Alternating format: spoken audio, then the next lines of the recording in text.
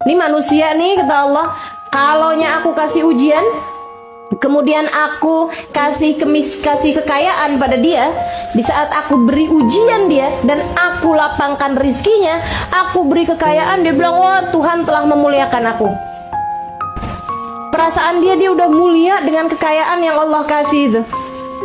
Wa maida mabdalah, dan ketika aku uji, dua-duanya sama-sama ujian, padahal Allah nyebutnya sama-sama ibtila semuanya. Wa idza mabdalah, dan katanya Allah, dan ketika dia aku uji, faqadara alaihi rizqa, kemudian kami batasi rizkinya.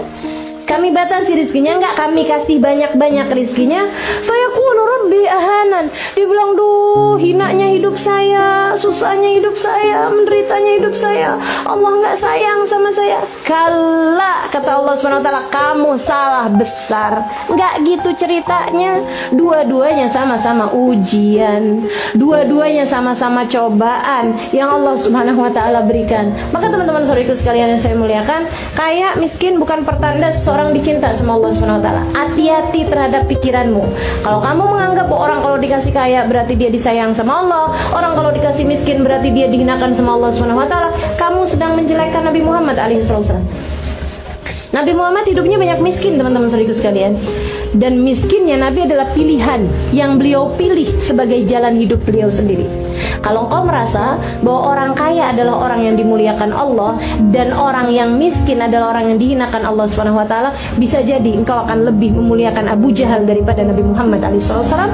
Secara Abu Jahal itu adalah orang yang kaya, Abu Lahab kaya, Umayyah bin Khalaf kaya. Teman-teman sekalian, ada banyak orang-orang yang kaya-kaya di zamannya Nabi Muhammad SAW, di saat yang Allah SWT jadikan Nabi Muhammad adalah orang yang miskin-miskin saja.